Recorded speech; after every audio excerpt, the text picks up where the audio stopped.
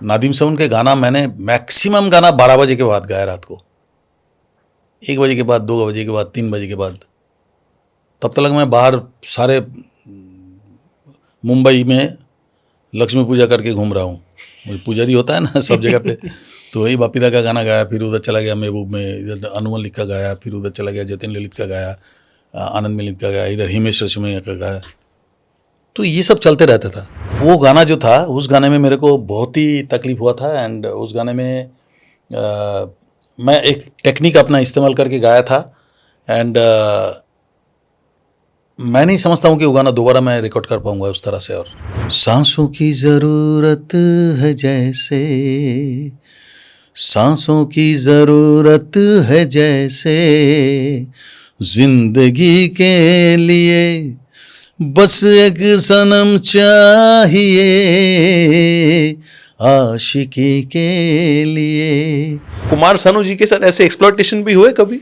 अरे पूछो ही मत, एक्सप्लोरेशन इतना ज़्यादा हुआ कि पूछो ही मत। बट उसको सोच के कोई फ़ायदा नहीं है ना, बोल के कोई फ़ायदा है। ये तो ये बॉलीवुड का नेचर ही है ऐसा। ये हर एक का अलग अलग, इसमें इस क्षेत्र में ये लोग रहे मिलेगा आपको, वो लोग ही करेगा। इस क्षेत्र में ये लोग मिलेगा, ये ही करेगा। इसके पास जो सिंगर है वही गाएगा। तो ऐसा लॉबीज बन गया। अभी काम के ऊपर डिपेंड होता नहीं है, जो टैलेंट के ऊपर डिपेंड हुआ करता ना पहले, जे भाई हमारा गाना बनाया है, कौन जस्टिफाई करेगा, उसके ऊपर डिपेंड अभी नहीं होता है। जान का डर तो लगा ही था, क्योंकि उस समय एक चल रहा था वैसा सिस्टम। गुलशन कुमार जी को भी मार दिया था। बहुत सारी चीज़ें, इंसिडेंट हमारे सामने घट गया था, इसलिए थोड़ा डर भी लगता था कि ऐसा ना हो। लेकिन हम कोशिश करते कि समझाने बुझाने का, कि अगर कोई ऐसा बोले भी तो उसको किस तरह से समझाया जाए, या कोशिश करते थे। उसके बदले में कुछ वो मांगते थे कि भाई आप आके मेरे इधर गाना गा दो, तो हमने जाके गा दिया। ऐसा करना पड़ा। एंड उसके बाद जो हमारे फैन बन जाते हैं ना, फिर बोलता है कि भाई तेरे को कोई अगर कुछ करे तो बोलना, तो उसको हम देख लेंगे। हम बोला माफ़ करो भाई, भाई माफ़ करो, हमको देखने की जरूरत नहीं है। हम हमारा संभाल लेंगे, हम संभाल लेंगे, जैसे भी थोड़ा बहुत हम संभाल लेंगे, आप अपना संभालो। हाय, दिस इज कुमार सानू। मैं शुभजीत के यूट्यूब चैनल में आप मुझे देख रहे हो। एंड मेरा बहुत बहुत शुभकामनाएं रहेगा शुभजीत के साथ। इज़ वेरी नाइस गाई। बस खुश रहिए। Thank you so much. Like, share and subscribe.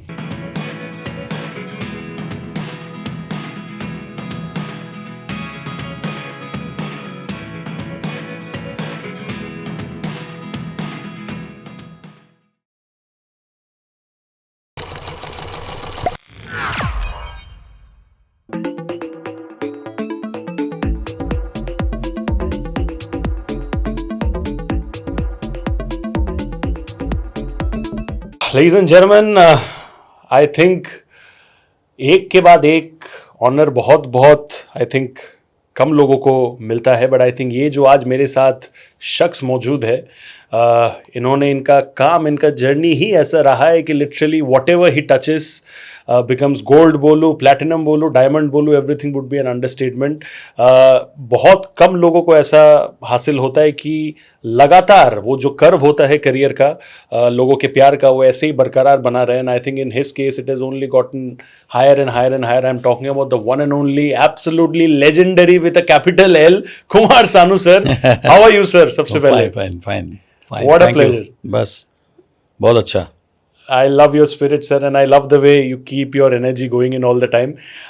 Talking about energy, right? Yeah. This is, ये आपके लिए कुछ नया चीज़ तो है नहीं सर, बिकॉज अगर मैं एक चीज़ हाईलाइट करूँ सबसे पहले, सर अभी भी बहुत बिजी चलते हैं, various shows, concerts etcetera. But 1993 में एक टाइम था जिसमें सर इतने ज़्यादा बिजी थे, एंड लिटरली हर एक प्रोड्यूसर के preference only and only Kumar Sanu sir थे। तो ऐसा था कि आपका कुछ शायद टूर था बाहर का, और एक दिन में 28 गाने कुछ आपने किए। हाँ, मैं समझ गया तुमने किस बारे में बात कर रहे हो।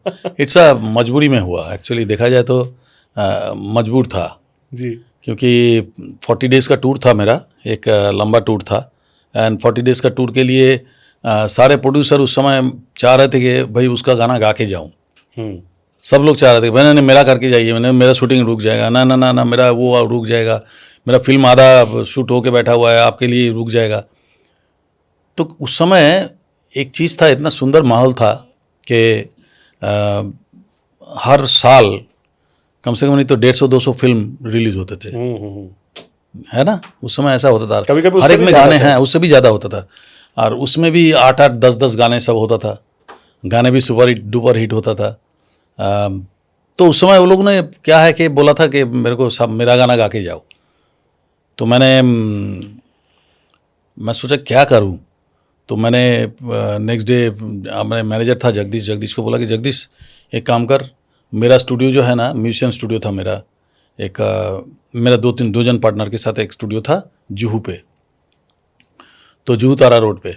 तो वहाँ पे म्यूजिशियन स्टूडियो में मैंने बोला कि तू सब प्रोड्यूसर को ना बुला ले, जो आ सकता है उनको तो बुला ले, सुबह से लेके मैं 11 बजे दुकान खोल के बैठूंगा, आज जिसको गाना करना है वो आके सीधा ट्रैक लेके आए और गाना करके चले जाए।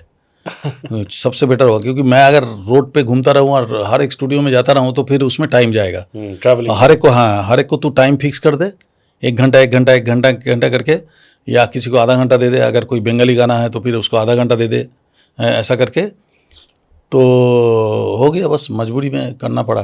तो रात को 12 बजे तक जब गा गया तो सुबह टाइम्स ऑफ इंडिया में निकला था कि Kumar Sanu recorded 28 songs in one day, that was the record. But अब जब ऐसे देखते हो एक स्ट्रॉन्ग डिमांड, कोई भी सर इंडस्ट्री हो, मार्केट हो, क्रिएट तभी होता है जब किसी इंसान के पास उस लेवल का एबिलिटी होता है, जब कोई इंसान उस लेवल पे अपने आप को इतना प्रूव कर चुका है, right. In your case you are a classic example of a case where success मिलते मिलते आपका जो कद है वो ऊपर बढ़ते गया, लेकिन आपने हमेशा अपना पैर ज़मीन पर रखा। You have always been very humble, super humble, and I think that is one of your biggest highlights, right, as a personality. अगर मैं बोलूँ तो ये, I mean, is it you credit this to your upbringing, कि जिस तरीके से आपने ज़िंदगी देखा है क्या? हाँ, इतना तारीफ ले नहीं पा रहा हूँ। हाँ, तो फिर भी तुमने जब मैंने बोला ज़िंदगी देखो हम फ्रॉम वेरी सिंपल फैमिली, जी। एक बहुत ही साधारण सा गरीब सा फैमिली से मैं हूँ, इसलिए लाइफ का जो रियलिटी है ना उसको मैं समझता हूँ, उसको मैं समझ सकता हूँ। एंड इसके लिए जो बेसिक चीज़ हमारे घर से हमने सीखा, हमारे अपब्रिंगिंग में जो हमने सीखा देखा, तो उस चीज़ को मैं तो कभी कोई भुला नहीं सकता। तुम्हारे घर में भी तुमने जो बचपन से देखा सीखा वही तुम्हारा उसको क्या बोलते हैं, प्राथमिक शिक्षा है, जी बिल्कुल, बेसिक। और वो बेसिक ट्रेनिंग को कोई भूलता नहीं है। जैसा कोई साइकिल अगर चलाना सीख लिया तो साइकिल चलाना भूलता नहीं है, कोई तैरना सीख लिया तो तैरना वो भूलता नहीं है। तो इसी तरह से ये जो अपब्रिंगिंग था, तो मैंने देखा अपने घर में कि किस तरह के मेरे डैडी को लाइफ जीते हुए, किस तरह के मामी को देखा, गरीबी में भी हम लोग कितना दयालु थे, वो लोग कितना दूसरे का ख्याल रखते थे। ये सब चीज़ें हमारे अंदर कूट कूट के भरा हुआ है। तो बस तभी मैं अपने आप को पचा पाता हूँ, मतलब इतना सक्सेस के बाद भी मैं, तुमने जो बता रहा था ना, ग्राउंड में ज़मीन में पैर रख के चलना, एंड कांध जितना भी ऊंचा हो जाए यार, आई थिंक बेसिक चीज़ को भूलना ये इंसान का नहीं होना चाहिए। कि बेसिक चीज़ आज भी मैं तुमको एक बात बताता हूँ, आज भी मैं जब कलकत्ता जाऊँगा, समझ लो अभी जाऊँगा कलकत्ता कुछ दिन में, तो कलकत्ता में मेरा जो पुराने सब दोस्त है ना, समझ लो जब हाफ पैंट में चड्डी में हम घूमते थे, खेला करते थे, वो सब दोस्तों को मैं बुला लेता हूँ अपने पास। सब ऐसा खुशी खुशी आ जाता है, तू क्या, ये तेरा वो गाना सुना, तेरा ये तूने जो कर लिया है, सब करते रहता है। तो मैं वो देख के मेरे को लगता है कि नहीं तू लोग तो अभी भी वो डरते, कोई काँप रहा है।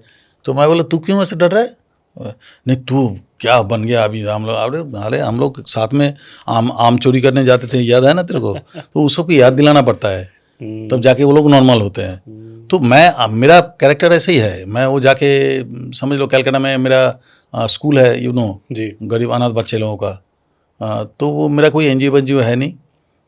मैं बोला कि चलो जो जितना गाना गाऊंगा उसमें से एक पैसा, थोड़ा बहुत पैसा स्कूल के लिए, गरीब बच्चे पढ़ सके, ऐसा कुछ। तो एक स्कूल खोला था, अभी हमारा 4 स्कूल हो गया। अभी क्या है कि दिल्ली में द्वारका में एक स्कूल है, गुड़गांव में स्कूल है, नोएडा में स्कूल है, तो हरियाणा, यूपी, दिल्ली एंड कलकत्ता, 4 जगह पे 4 स्कूल खुल गया। और जो स्कूल खोला उसमें एक ही चीज़ है कि भाई मेरे को ऐसा लगता था कि भाई बचपन में मैं पढ़ नहीं पाया था, पीट पीट के पढ़ाने का कोशिश करते थे, पढ़ने में दिल नहीं और गरीबी तो था ही, ऊपर से हेडमास्टर आके घर में डैडी को बता के जाते, वो पिछले महीने का बाकी है जाके दे दो स्कूल का फीस। तो इस तरह से ये सब, हाँ फीस वगैरह। तो गवर्नमेंट स्कूल था, थोड़ा सा ही फीस था, लेकिन हम लोग का बहुत ही उतना हमारा था नहीं उस समय। तो जो भी है ये सब चीज़ देख देख के ना अंदर एक मैं वही बोला ना, बेसिक चीज़ जो होता है कहाँ से आता है, ये सब बेसिक चीज़ जो है ना, जो लाइफ हमने बचपन में लीड किया, जो लाइफ हमको ये अपब्रिंगिंग दिया, जी। तो उसको दिमाग से निकालना बड़ा मुश्किल होता है, तभी जाके मैं ठीक रह पाता हूँ।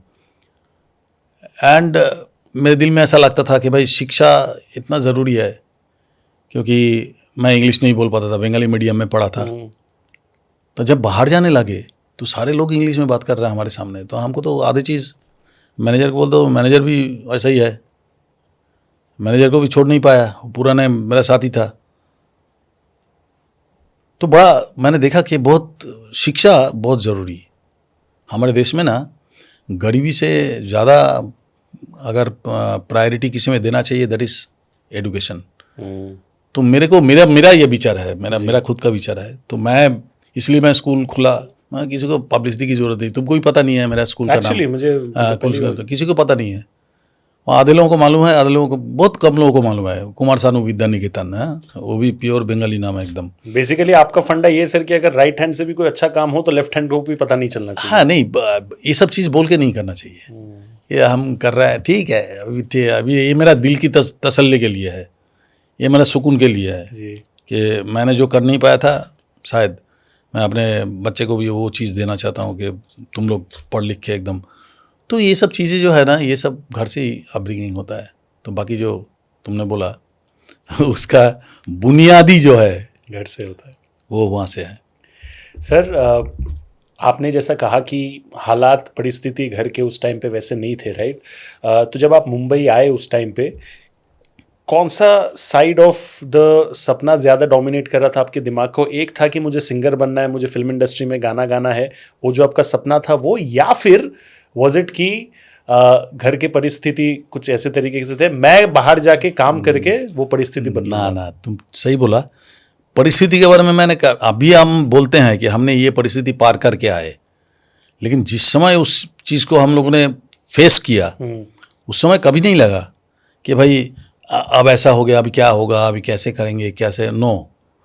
यही तो बात है कि मैंने डैडी को देखा कि डैडी ने 5 बच्चे को लेके ट्यूशन करना, मतलब घर में हारमोनियम बजा के शिक्षा देना, गाने का टीचर, फिर स्कूल का हेडमास्टर, या तो डांस का टीचर। ये लोग देखना, जो प्योर जो लोग होता है ना, ये कभी अमीर नहीं होता है, सब गरीबी रहता है।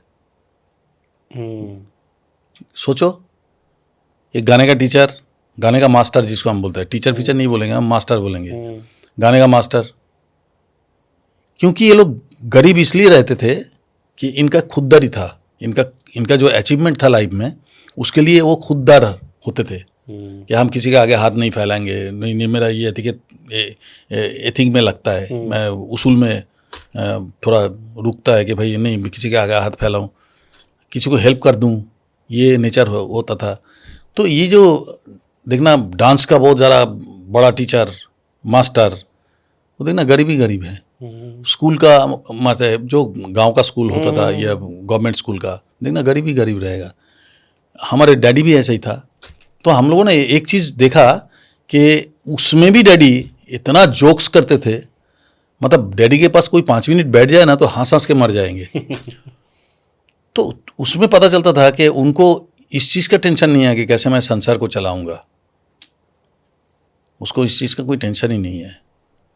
And that is a big thing कि अगर कोई टेंशन आपके सामने आए और उस टेंशन को लेके आप पड़ जाओ, मर जाओ, तो कोई मतलब ही नहीं है ना।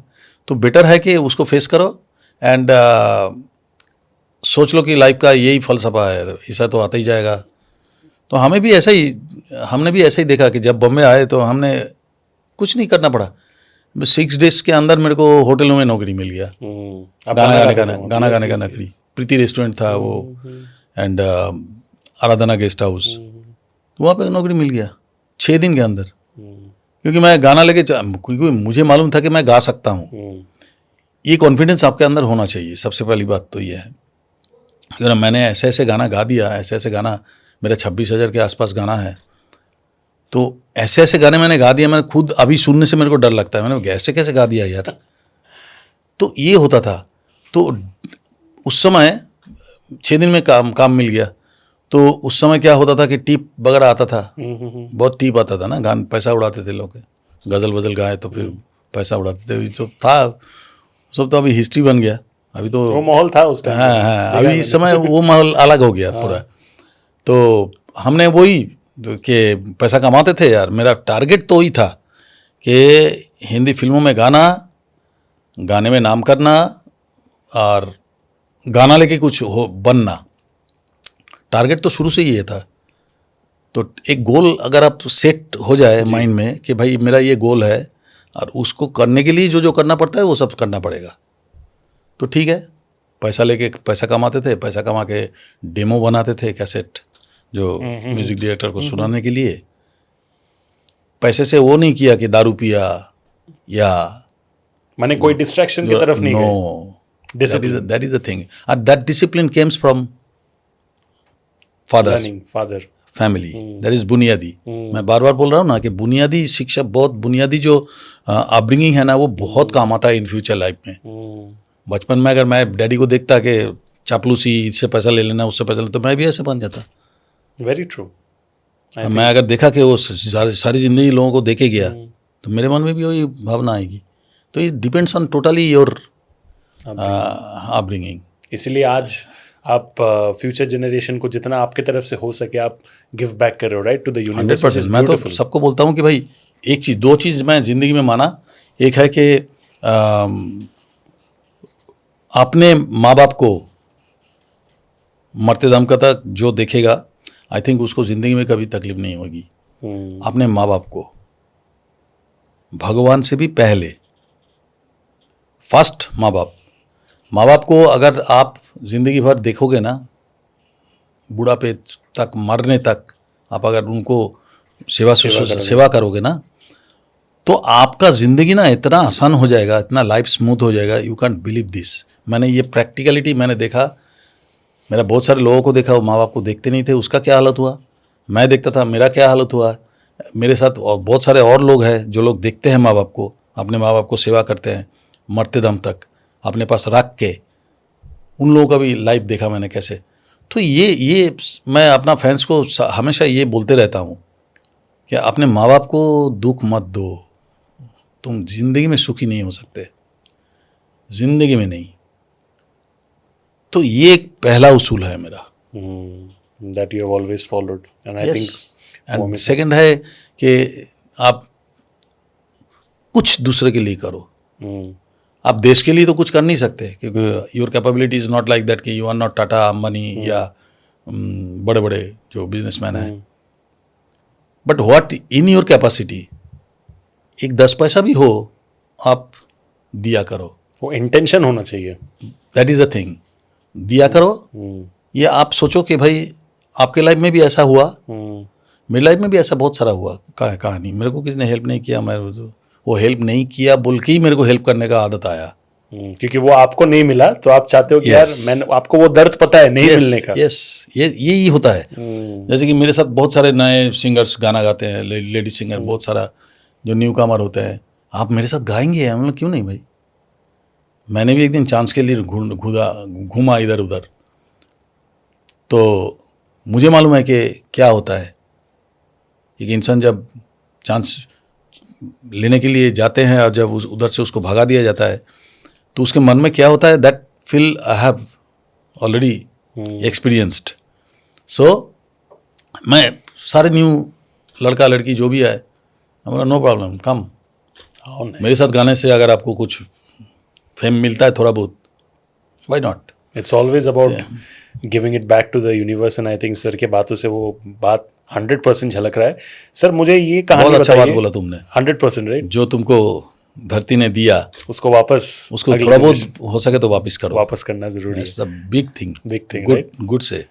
Thank you sir. Very well मैं आपसे ये पूछना चाहूँगा कि जब आप आए थे यहाँ पे, मैंने सुना था कि क्योंकि जैसे मैं बंगाली हूँ तो मैं अगर कभी कभी हिंदी बोलता हूँ तो वो मेरा एक डिक्शन में समझ आता है, राइट?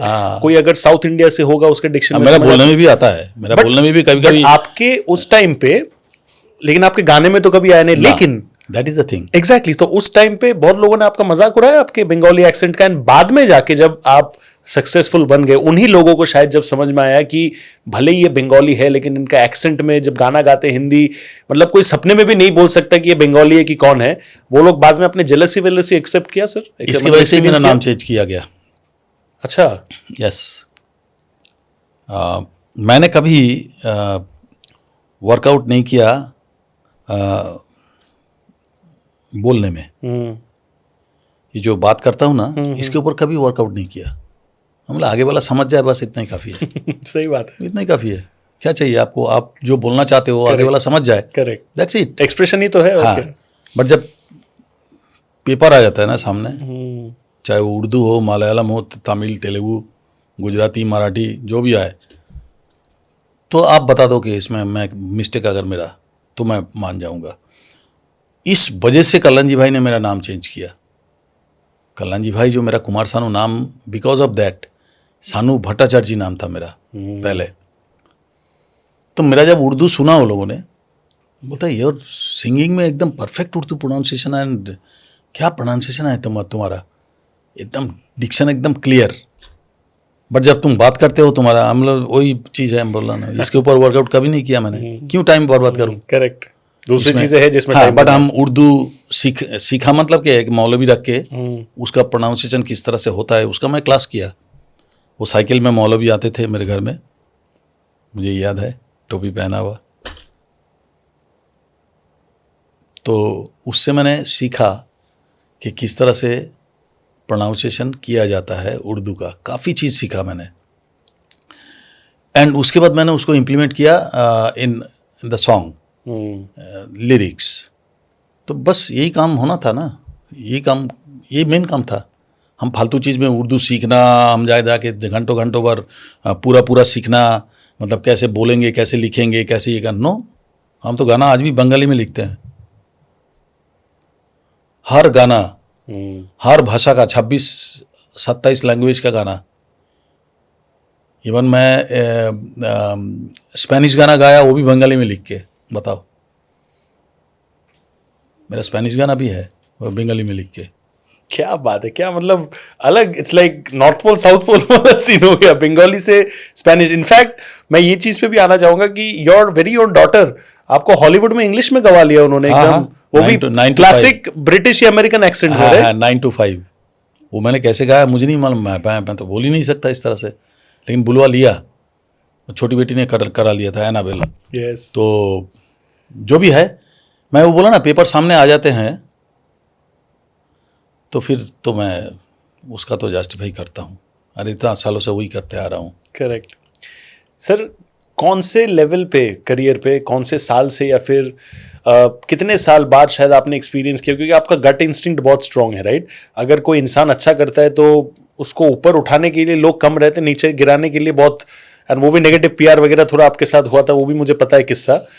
बट जेलसी जब आपने एक्सपीरियंस किया आपके आसपास, तब कैसा फील हो रहा था? बिकॉज आप तो आपके काम पे फोकस कर रहे थे, आपका क्या मनोस्थिति था उस टाइम पे? जेलसी आज भी है, ऐसा कुछ नहीं है, बट इग्नोर सबसे बेहतर रास्ता है, इग्नोर करना। क्योंकि आप खुद जब किसी पे जेलसी नहीं करोगे ना, तो आपके आगे वाला जेलसी आपको कोई हिला नहीं सकता, कुछ डिस्टर्ब नहीं कर सकते आपको। जेलसी होने से क्या होता है कि लोग पहले डिस्टर्ब हो जाते हैं, अरे वो मेरे बारे में ऐसा बोल दिया। बोल ही सकते हैं, बोला तो बोला, क्या हुआ, मैं हूं तो नहीं ऐसा। ये जो है ना इग्नोर करना, इससे बेटर कुछ चीज़ नहीं है। इग्नोर करना, एंड सिंगिंग में switch on switch off, that is also ignore. Terms of ignore का जैसे सिंगिंग में आता है, वो हो जाता है स्विच ऑन स्विच ऑफ, ठीक है? तो इग्नोर इसमें, उसमें स्विच ऑन स्विच ऑफ।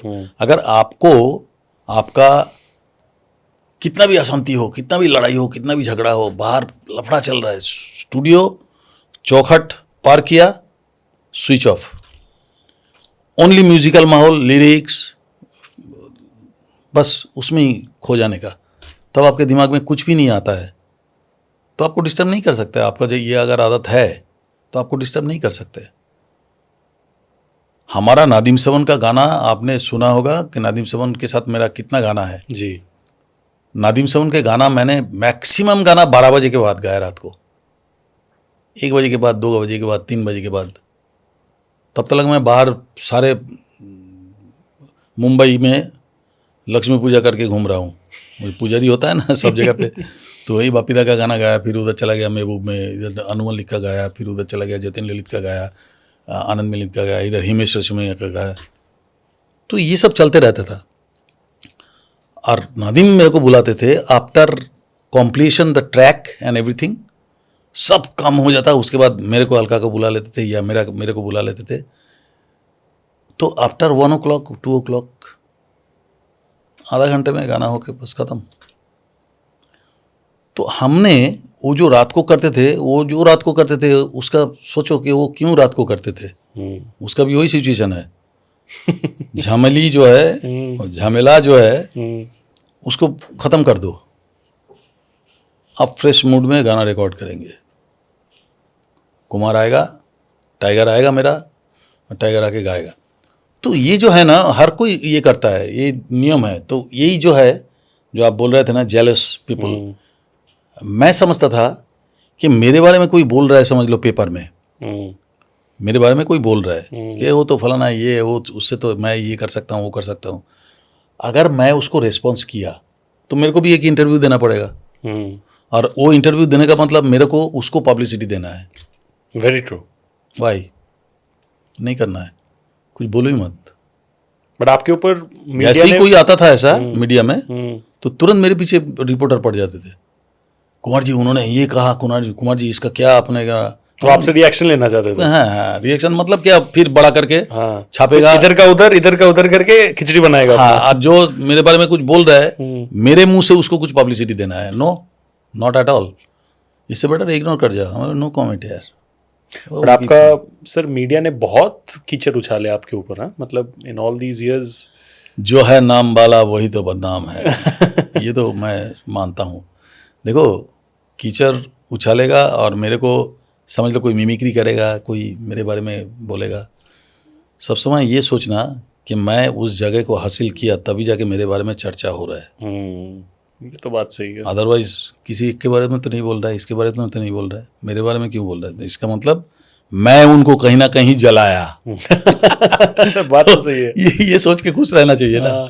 मैं तो ये मेरा टोटली अलग है लोगों से। मेरा थिंकिंग जो है ना, ये मिलेगा ही नहीं। मैं तो ना पार्टी पुटी पसंद करता हूँ, ना पार्टी में जाता ही नहीं हूँ। मैं कितना पार्टी, मेरा रोज बोले तो रोज कर सकता था। No, I don't like that. But आप कॉन्शियसली हमेशा मना करते थे? हमेशा। रिलेशंस कभी खराब हुए उसकी वजह से? ना, कोई खराब नहीं होता। मैं उसको, सब लोग जानते थे कि कुमार सानू कितना बिजी है। वो पार्टी में नहीं आ पाया तो कोई बात नहीं है, अगर गया भी तो मैं ठीक 5 मिनट के लिए या 3 मिनट के लिए, तो शक्ल दिखा के रिलेशनशिप जाके हाय हेलो करके हाथ मिला के सबको पता कर दिया कुमार सानू आ गया, मैं सुमड़ी में निकल जाता था। ना तो पीना ना खाना, कोई भी चीज़ हमको तो पीने का तो ऐसे ही शुरू से ही मेरा नफरत है उसमें। तो जो भी है, यही सब चीज़ लेके आगे बढ़ रहा हूँ। बट सर, जिस लेवल पे आप काम अभी भी करते हो, जैसे मैं अभी ऑफलाइन भी बात कर रहा था, आज आप इधर हो, कभी कभी इतना आपका फ्रीक्वेंट ट्रैवल होता है, यानी आपका उस टाइम से चल रहा है, राइट? आज के ज़माने में जो नए जनरेशन है, मेरे जनरेशन बोलो, जो शायद जेन ज़ी के बाद या वगैरह, एक कॉन्सेप्ट होता है वर्क लाइफ बैलेंस एक्सेट्रा। मतलब मुझे तो नहीं लगता आपका कभी कोई स्लीपिंग पैटर्न फिक्स रहा होगा। आज आप इधर हो, कल आप उधर हो। जिस लेवल का मेहनत मुशक्कत आपने किया है consistently for a long period of time, आज आपको ऊपर वाले ने फल उसी चीज़ का दिया है, राइट? बट कभी बर्नआउट महसूस नहीं हुआ कि यार थोड़ा सा 2 महीने 3 महीने ब्रेक ले लो एक्सेट्रा? कभी भी जिंदगी में ऐसा महसूस नहीं हुआ? देखो, ब्रेक हो जाता है। कैसे? जैसे कि मेरा अभी अमेरिका टूर है, पेरिस शो करके, फ्रांस में करके एम्स्टर्डम जाऊंगा, एम्स्टर्डम में शो करके मैं वहाँ से एटलांटा जाऊंगा डायरेक्ट। तो क्या होता है कि एटलांटा जाके सैटरडे संडे शो हो गया, करेक्ट। फिर मंडे से लेके 4 दिन गैप है, वो 4 दिन क्या करेंगे हम? That is relax. है ना, काम के काम भी चल रहा है, पैसे के पैसे भी आ रहा है जी। और साथ में रिलैक्स भी हो रहा है, तो आपको निकलना पड़ेगा। सबसे बड़ी बात है कि मेरा लाइफ ना बहुत डिसिप्लिन्ड है।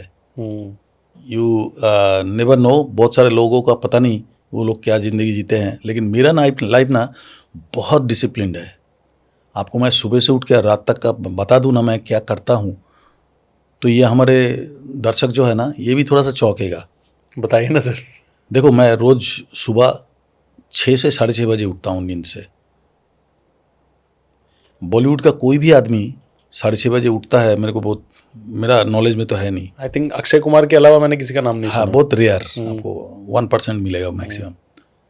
तो 1% में मैं भी हूँ। 6:30 बजे मैं नींद से उठता हूँ। नींद से उठ के पहला मेरा काम है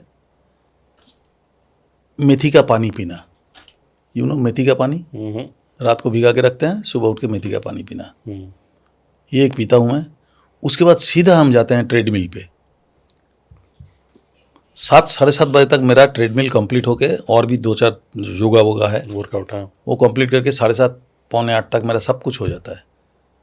उसके बाद कुछ अखरोट, मतलब वॉलनट एंड आमंड भीगा हुआ, रात को भिगाते हैं सुबह, ये मेरा ब्रेकफास्ट है सुबह का।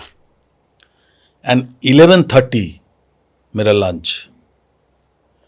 11:30 इन एनी केस, मैं कहीं भी रहूं, दुनिया के कोई भी कोने में रहूं, 11:30 will be the lunch. And सुबह का वो वर्कआउट, एंड उसके बाद अखरोट बादाम मेरा साथ में जाता है वो मैं भिगाता, मेथी भी जाता है साथ में, चाहे अमेरिका हो चाहे वो लंदन हो, कहीं भी हो। तो ये एक डिसिप्लिन है। 11:30 बजे खाया, फिर उसके बाद 3 बजे 3:30 बजे तक हमारा चाय फाय आ जाता है। चाय पीता हूँ एक ही बार, चाय के साथ बिस्किट खा लिया 2। फिर 6:30 बजे dinner, 6:30 compulsory dinner, 6:30 dinner. And उसके बाद फिर नेक्स्ट डे मॉर्निंग 8:30 बजे तक खाना, मतलब वही अखरोट बादाम, सेम रिपीट। उससे पहले कुछ भी नहीं। तो ये 6:30 बजे ये मेरा रेगुलर रूटीन है। 9:30 से 10 बजे मैक्सिमम 10:30 बजे तक सो जाना, ये मेरा रूटीन है। अगर शो होता है तो मेरे को लेट नाइट होता है, 12 बज जाता है, बट नो खाना, खाना 6:30 बजे वो फिक्स्ड है। वो फिक्स है। उसके बाद नो खाना, बस ये मेरा रूटीन है, एवरीडे रूटीन है। ये रूटीन आप सोचो कि इसको फॉलो मेंटेन करना बड़ा मुश्किल होता है। कितने सालों से आप ये मेंटेन करो सर? हाँ? कितने सालों से मेंटेन करो ये रूटीन? ये समझ लो लास्ट 12 ईयर्स होगा। बाप रे बाप। 10, तभी तो मैंने इतना पतला हुआ, फिर इतना स्टेमिना, फिर स्टेज में 2.5 घंटा 3 घंटा गाना गाना, इस उम्र में। उम्र का बात हम नहीं बताएंगे, आप गेस कर लो तो लोग गेस कर ही लेते हैं, क्योंकि आशिकी इस समय आया था ना, तब से लोग गूगल करेंगे तब से कैलकुलेट करते हैं कि ये आदमी तो बहुत। बट देखो, मैं समझता हूँ कि age is not the criteria, correct. How fit you are that is the criteria. Totally. तो मैं समझता हूँ कि आप कितना अपने आप को फिट रख सकते हो, कितना आप स्वस्थ हो, कितना आप एक्टिव हो, उसके ऊपर आपका दर्शनधारी विचार होता है। तो forget about the age base. Sir मुझे कुछ आपके ऐसे 4-5 गाने या उससे भी ज़्यादा अगर होंगे तो बताइए ना, जो जेन्युइनली, हालांकि हम जिस लेंस से देखते हैं हमें लगता है कि कुमार सानू जी के लिए तो सब आसान है, आएंगे गाएंगे, प्रैक्टिस करके रिहर्स करके गाना गा के चले जाएंगे, राइट? बट आप जिस लेवल पे सीरियस हो, जैसे कि मैंने आपका एक वर्ड सुना था कि आशा जी के साथ जब परफॉर्म कर रहे थे, उनका हाथ इतना ठंडा था, उन्होंने आपको बहुत ही, मेरा भी होता है तो वही एग्जैक्टली राइट कि जब जिस दिन वो हाथ ठंड होना बंद हो गया उस दिन आप आर्टिस्ट और नहीं रहे, राइट? तो that is your seriousness towards your craft. 5-6 ऐसे कोई गाने आपको याद आते जो शायद बहुत आपको लगा था कि मुश्किल होगा पुल ऑफ करने के लिए, लेकिन जब आपने फाइनल आउटपुट सुना यू रियलाइज कि यार मतलब ये तो निकल गया ऊपर वाले के आशीर्वाद काफ़ी है। मैं बहुत सिंगिंग के बारे में बहुत डेस्परेट हूँ। एक तो बात है कि किसी भी टाइप का गाना दे दो हम गा देते हैं उसको, बट लाइफ में कुछ ऐसे सिचुएशन भी आते हैं जहाँ पे आपको वो फेस करना पड़ता है, तो कठिनाई जो होता है जी। तो एक तो हुआ था खामोशी करके एक फिल्म था, खामोशी। हाँ, उसमें एक गाना था आंखों में क्या। संजय लीला भंसाली जी हाँ, का ना। उसमें एक गाना था आंखों में क्या, आपने कभी सुन लेना या हमारे श्रोताओं को सुना देना। इट्स वेरी आप ही दो लाइन अगर सुना नहीं देंगे that is very difficult song, मेरे को रिक्वेस्ट मत करो। उस गाने को तो कम से कम रिक्वेस्ट मत, वो टफ गाने के बारे में बात कर रहा हूँ, तुम मेरे को रिक्वेस्ट कर रहे हो। छी छी छी छी। चलो बाकी के गाने पे हम आएंगे बाद में। बाकी गाने तो माइल्ड होता है, वो तो ठीक है, लेकिन ये टफ है, थोड़ा सा स्ट्रॉन्ग जी। तो वो गाना जो था, उस गाने में मेरे को बहुत ही तकलीफ हुआ था। एंड उस गाने में मैं एक टेक्निक अपना इस्तेमाल करके गाया था। एंड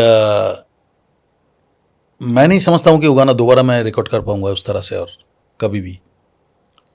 इट्स 5 मात्रे का गाना था।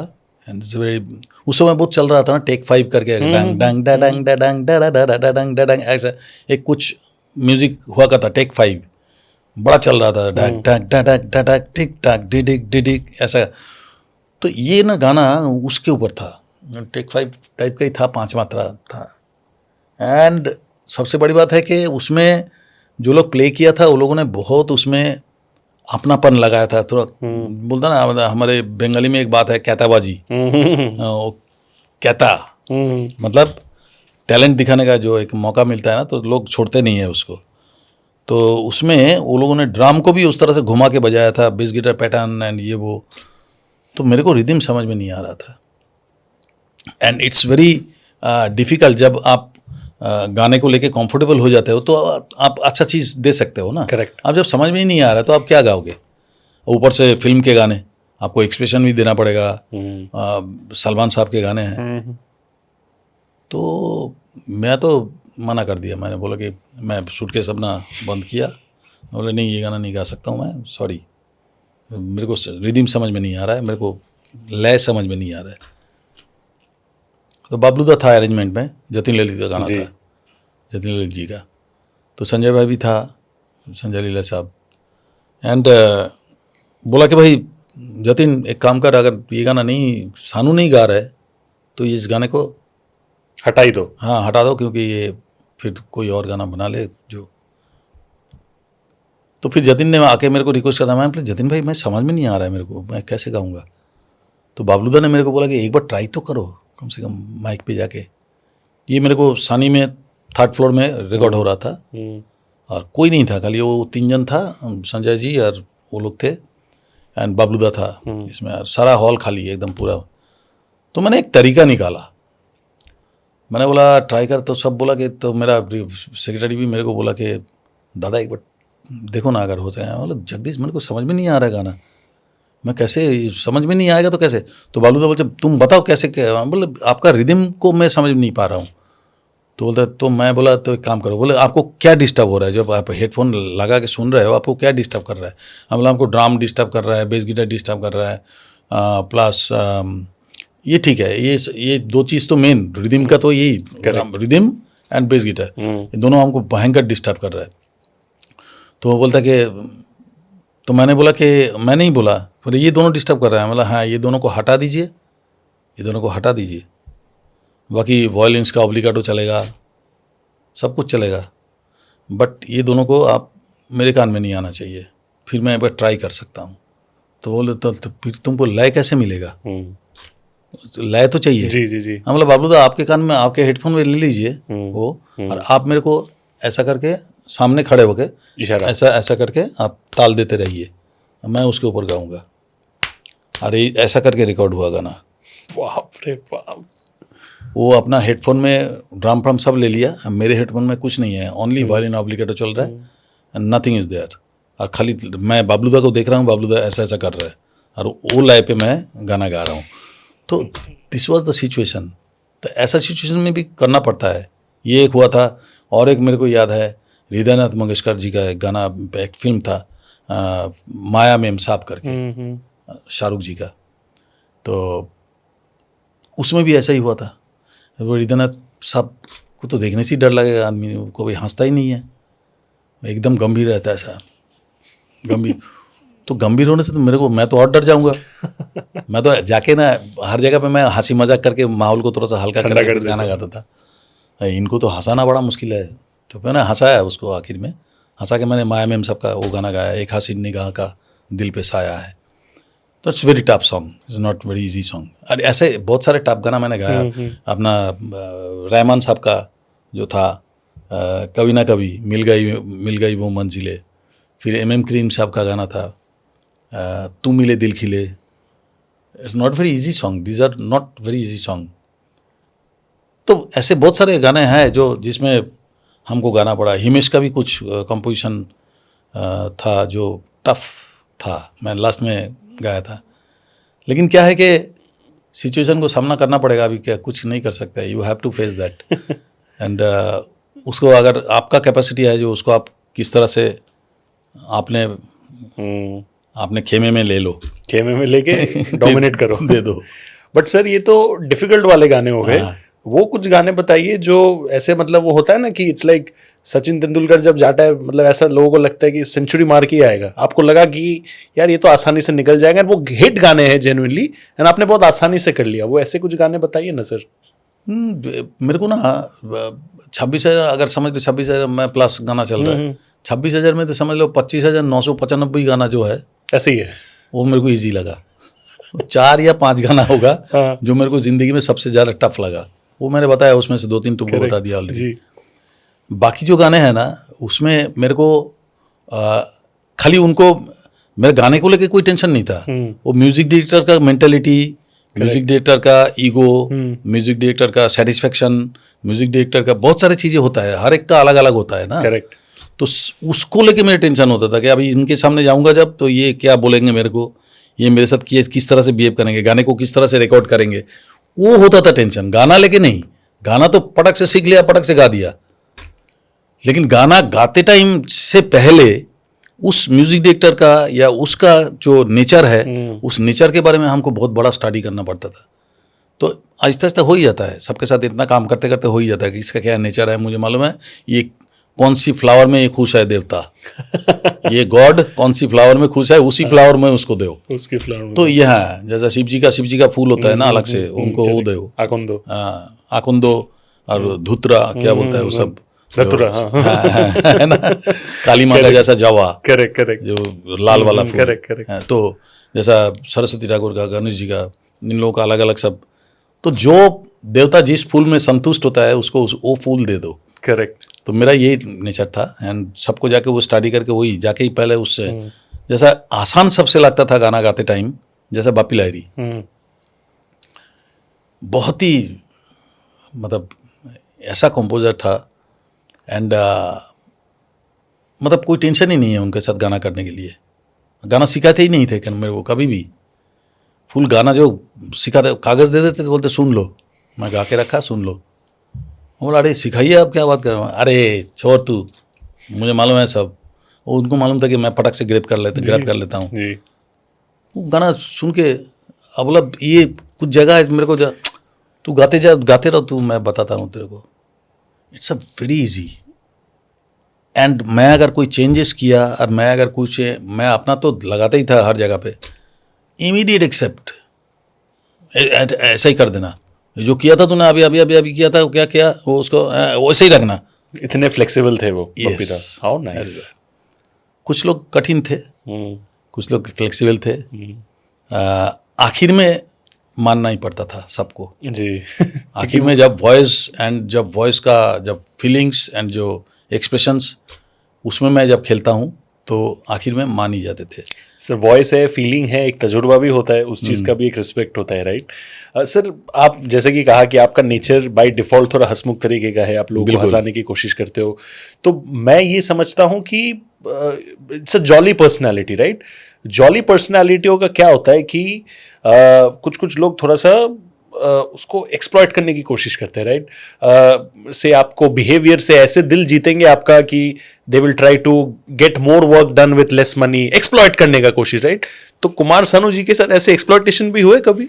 अरे पूछो ही मत, एक्सप्लॉइटेशन इतना ज़्यादा हुआ कि पूछो ही मत। बट उसको सोच के कोई फ़ायदा नहीं है ना, बोल के कोई फ़ायदा है। ये बॉलीवुड का नेचर ही है ऐसा, एक्सप्लॉइटेशन तो होगा ही।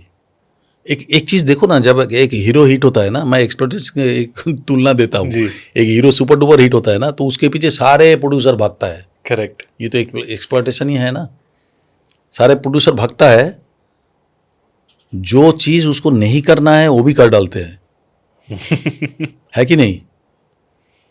हीरोइन के लिए भी, हीरो के लिए भी, जो चीज़ नहीं करना होता है, वो बोलता है ना कि मैं जैसे मैं बोला कि वालगार गाना नहीं गाऊंगा, वालगार गाना नहीं गाऊंगा, लेकिन ये इंडस्ट्री आपको बाउंड कर देगा, गा बेटा, बहुत नाना किया, अभी गा। क्योंकि एक ट्रेंड जब इंडस्ट्री पकड़ लेता है ना, उसको लेके इतना मतलब एक्सप्लोटेशन का बॉलीवुड के पूछो ही मत वो उसके लिए ही तैयार हुआ, होगा ही होगा। सर, आपने इतने लीडिंग हीरोज के आप वॉइस रहे हो, गाने जब हम आज भी सुनते हैं, राइट, चलो ठीक है, हीरो का तो शक्ल आता ही है, बट आपका वॉइस, आपका शक्ल भी सबसे पहले आता है, राइट।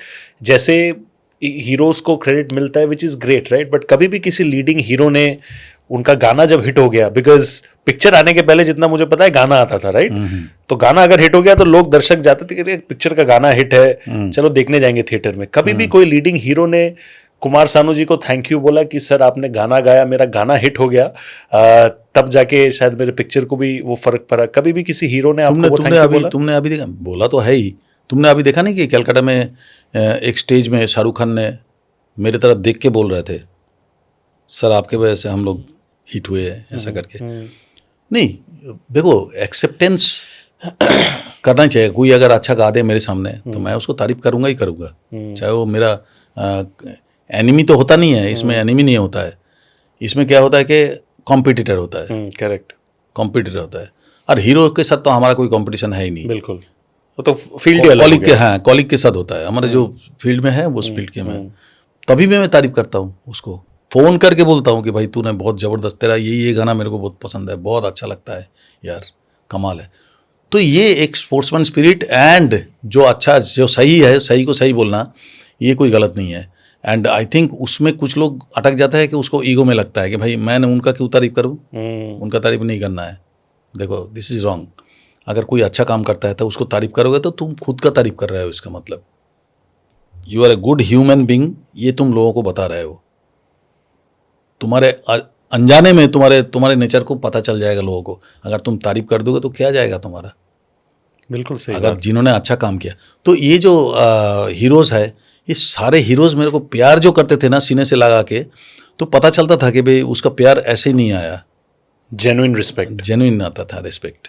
तो यू कैन फील दैट हमेशा, एक छलावा, फॉल्स और एक जेन्युइन, ये आपको हमेशा पता चल जाएगा। मेरे को तो बहुत पता चल जाता है, 1 मिनट में पता चलता है ये कौन फॉल्स कर रहा है और कौन जेन्युइन कर रहा है। 1 मिनट में पता चल जाता है कि ये आदमी जेन्युइनली प्यार कर रहा है मेरे को या दिखा रहा है मेरे को, ये मेरे को पता चल जाता है। बट सर, ये तो एक्सपीरियंस ही होता होगा, शायद आपने ऐसे लोगों को भी दिलो जान से लगाया होगा, अपने नज़दीक लाया होगा, जो शायद आपके सामने इतना आपके बारे में अच्छा बोल रहे हैं, पीठ पीछे आपके बारे में बुराई कर रहे हैं, आपको नीचे खींचने की कोशिश कर रहे हैं। That's why I avoid always the party. And जो मैं बोलता हूँ ना कि जब मैं गेट टुगेदर पार्टी ये वो, उसमें मैं अवॉइड करता हूँ बिकॉज ऑफ दैट। वहाँ पे यही काम होता है, खाली एक दूसरे के साथ गले मिलो, आपके कंधे पे माथा रख के दूसरे को आंख मार देगा, ऐसा देख कैसे बनाया ये तो होता होगा, मतलब ये एक्सपीरियंस है। एंड ये मज़ा आता है, ये सब चीज़ें हमने जब हमारे साथ करते हैं ना, तो हमको पता चलता है बेटा मैं समझ गया तू क्या है, मेरे को समझ में आ जाता है बेटा तू सबसे क्या है। फनी चीज है कि सामने वाले को पता नहीं लगता कि सामने वाले को ऑलरेडी पता है वो छुपा के रख रहा है अपना इमोशन। यही सोच के मज़ा आता है हमको। I enjoyed all these things. Sir, कुछ आपके गाने हैं जो मैं कुछ नाम लेना चाहूंगा, उसके मैं कुछ कोर मेमोरीज आपसे पूछना चाहूंगा सर, कि क्या है, और अगर आप इफ़ यू डोंट माइंड, अगर 1-2 लाइन अगर उसके भी थोड़े हमारे दर्शकों के लिए। जैसे आशिकी का जो एल्बम है सर, वो बहुत हिट रहा है हमेशा से आपका, जो I mean all the songs, specifically बस एक सनम चाहिए आशिकी के लिए, right? तो इसके क्या मेमोरीज है, और अगर आप 2 लाइन प्लीज जरा इसके। मेमोरीज ये है कि आशिकी जो था ना, आशिकी वाज एन एल्बम, उसका नाम था चाहत। वो एल्बम के लिए हम लोगों ने 10 गाना रिकॉर्ड किए थे, एंड बाद में महेश भाट जी वो सुने, एंड उन्होंने कहा कि फिल्म के गाने हैं, ये तो एल्बम का गाना नहीं है, तो गुलशन जी ने और महेश भाट जी ने मजाक मजाक में इसको फिल्म बना दिया। महेश भाट जी को बोला कि महेश भाट जी बोला मेरे को सारे गाने दे दो कैसेट में डाल के, मैं इसके इर्द गिर्द स्टोरी बना लूँगा। ऐसे करके पिक्चर बना भाई, क्या जो आज हिस्ट्री है। या आज भी बात होता है। हिस्ट्री, इतना बड़ा हिट, उस समय तो इतना पब्लिसिटी था नहीं, ना इतना चैनल था टीवी, इतना रेडियोज, खाली रेडियो में 2-3 और था, गिने चुने अखबार। और उस समय भी एफएम फेफएम नहीं था, नहीं, ये ऑल इंडिया रेडियो एंड विविध भारती एंड ये सब हम लोग सुनते थे, बिना का गीतमाला, यही सब थे।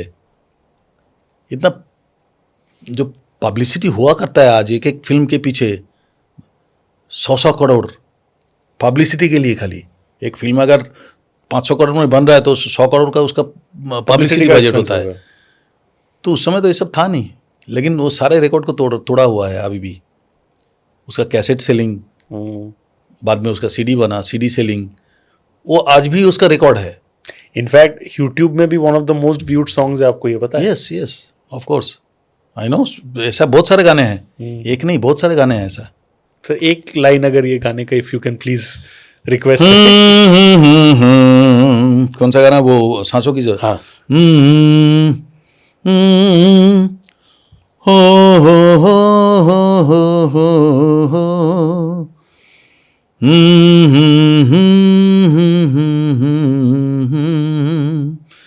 सांसों की जरूरत है जैसे, सांसों की जरूरत है जैसे, जिंदगी के लिए बस एक सनम चाहिए, आशिकी के लिए। ये गाना था। अभी इसमें क्या बोले, जाम की ज़रूरत है जैसे, जाम की ज़रूरत है जैसे, बेखुदी के लिए बस एक सनम चाहिए, आशिकी के लिए। क्या बात है। ये जब मैं लेजेंडरी सिंगर्स के साथ पॉडकास्ट करता हूँ, ये मेरा फेवरेट सेगमेंट है जहाँ पे हम मेमोरीज के बारे में बात करते हैं, थोड़ा बहुत 2 लाइन हम सुन भी लेते हैं जी। सर ये गाने के कुछ बैक मेमोरीज प्लीज बताइए ना, कि दिल है कि मानता नहीं, ये भी बहुत ही हिट गाना है आपका सर। हाँ, इसमें बैक मेमोरीज कुछ नहीं है, गाना जैसा उस समय तो चल पड़ा था लाइन से सब आशिकी के बाद, ये भी वैसा ही उसमें ही था। ये गाना रिकॉर्ड किया बस, ये तो कुछ नहीं था। बट बीच में कुछ कंट्रोवर्सी हुआ था दिल है के मानता नहीं को लेके, लेकिन उसमें उसको लेके हम डिस्कस नहीं करना चाहते हैं। Gulshan Kumar is always my God. Gulshan Kumar नाम हमें এই জন্য নিতে চাই सब समय। गुलशन जी म्यूज़िक इंडस्ट्री के सॉरी बंगाली में बोलना शुरू कर दिया। गुलशन कुमार ने म्यूज़िक इंडस्ट्री को एक ऐसा औहदा दिखाया, सही पहचान दिया कि भाई म्यूज़िक वाले तुम पहचानो तुम क्या हो। ये पहचान करवाया एक गुलशन कुमार है म्यूज़िक इंडस्ट्री को।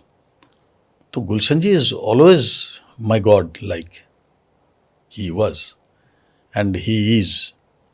आज भी मैं जहाँ भी जाता हूँ गुलशन जी का नाम तो लेता ही हूँ इस बारे में, इसके वजह से कि खाली ये नहीं कि उन्होंने मेरे को गाना गवाया, लेकिन उनका जो जिंदा दिली और उनका जो समझबूझ था उसके बारे में लोग जानते नहीं होते कि बिजनेसमैन के तौर पे देखे लोगों ने, लेकिन म्यूज़िक का जो सेंस उनके अंदर था ना, आई डोंट थिंक कि किसी और में भी यह है, कम से कम इस म्यूज़िक इंडस्ट्री में।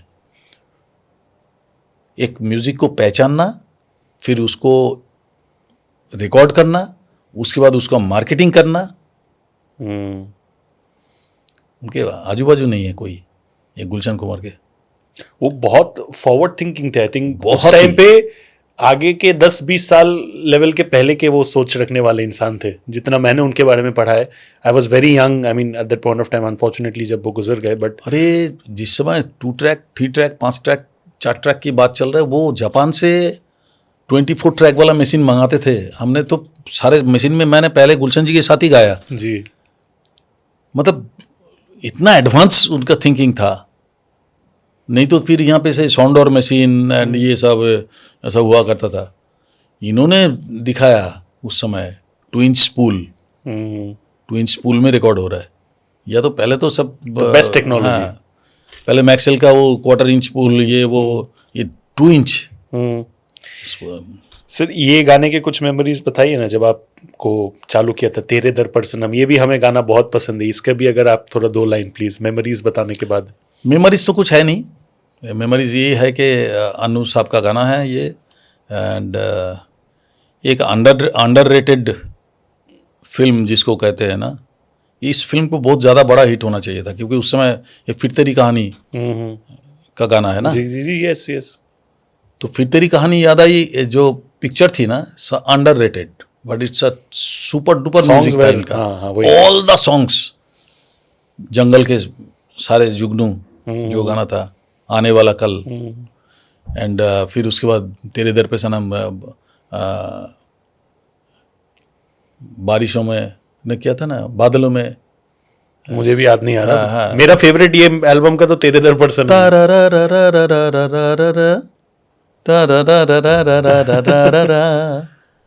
वो है ना, बादल में छुप रहा है चांद क्यों, ऐसा कुछ था, वो गाना भी था, और भी बहुत सारे गाने थे उसमें। तो आई थिंक ठीक है, वो एक उसका म्यूजिक ना, बाकी एक्चुअली क्या है कि मैं ही मेरा दुश्मन था उस समय। सच बोलूं तो मैं ही मेरा दुश्मन था, मेरा एक गाना दूसरे गाने को दबा देता था। मेरा ही खुद का गाना गाया, रिलीज सेम टाइम पे हो रहा था। हाँ, ऑलमोस्ट सब 15 दिन 10 दिन के अंदर अंदर गाना रिलीज हो जाए, तो क्या करे यार, मेरा ही गाना। अभी एक फिल्म फेयर में समझ लो 8 गाना नॉमिनेशन में, 8 का 8 गाना मेरा है। मैं ये बोल रहा हूँ, फैक्ट रहा है। हाँ, तो उसमें से समझ लो किसी एक को प्राइज मिलेगा, तो बाकी तो 7 डूब गया ना, बाकी तो 7 तो डूब गया, नॉमिनेशन में 7 का 8 गाना है। कुमार सानू का नाम है, लेकिन गाने बेचारे वो डूब गए उस चक्कर। हमारा ही गाना। आप समझ लो ना, कितने गाने हैं, जिंदगी की तलाश में, मौत के कितने पास आ गए हम, तलाश पिक्चर का गाना, यही कौन सा पिक्चर का गाना था, है ना एक गाना, क्या गाना है वो, उसको आना चाहिए था, बट क्या वो उस समय बाकी सब जो चल रहा था ना, ये सोचेंगे तुम्हें प्यार, ये वो सब चल रहा था, तो उसके पीछे बहुत अच्छे अच्छे गाने डूब गया था। इसलिए क्या होता है सर कि सचिन तेंदुलकर अगर 100 बनाता है, लोग इतने नहीं देखते कि कितने बार 90s में आउट हुआ है, ये तो वही कहानी आपका, यही बात है। मैं ही मेरा दुश्मन था, और मैं ही मेरा गाने को, मेरे कोई कंपटीशन मेरा ही होता था गाने का। तो चलो तेरे दर पर सनम कर देते हैं। हाँ सर, थोड़ा सा प्लीज। तेरे दर पर सनम चले आए, तू न आया तो हम चले आए, तेरे दर पर सनम चले आए, तू न आया तो हम चले आए, चले आए, चले आए, तेरे दर पर सनम। सर मैं इतना खुशकिस्मत कोई इंसान तभी हो सकता है, I think a lot of people will actually prefer अपना खुद का वॉइस डेथ बेड में सुनने से ज्यादा ये सुनना शायद प्रेफर करेंगे। बहुत लोग अपने डेथ बेड में, मैं इतना बड़ा चीज कह रहा हूँ, that is the kind of magic that sir your voice has. मेरे कुछ और गिने चुने सवाल है विच इज़ वेरी इंपॉर्टेंट हमारे दर्शकों के लिए सर, वो मैं जानना चाहूँगा कि आपने जैसे कहा कि ये जो आपका एक गाने का तरीका है सर, मुझे उतना म्यूजिक का नॉलेज नहीं है, बट आप जिस तरीके से अपना हार्ट एंड सोल डालते हो, there is an element of use of nose in the song is well, right? उस चीज को लेके भी लोग आपके ऊपर सवाल उठाते थे उस टाइम पे? मैं बोला ना कि मेरे को नोज यूज करता हूँ गाने में, एंड सबसे पहली बात तो यह है कि हम हमारे बुजुर्गों से चले जाए, बुजुर्गों के पास चले जाए सबसे पहले जी। ये जो के.एल. सहगल साहब था, पंकज मल्लिक साहब था, मुकेश जी, फिर और भी बहुत सारे सिंगर्स थे, सचिन देव बर्मन, उनका कोई भी गाना आप ले लो, देखो वो लोगों ने बहुत हिट था उस समय, बहुत ही हिट था, तो निजल गाते थे सब, है ना। फीमेल में भी ऐसे बहुत सारे हैं निजल गाते थे। देखो एक सिंगिंग में भगवान ने आपके सामने क्या दिया, कितने होल्स दिए। ये जो माउथ है, ये माथा है, इसमें कितने होल्स दिए आपका, इधर दिया 2, इधर 2 और इधर 1, 2 2 4 1 5, ये 5 होल्स है, और 2 दिया ये पर्दे वाला। तो आपको सिंगिंग जब आप करते हो तो आपका ये सारे होल्स को काम आना चाहिए।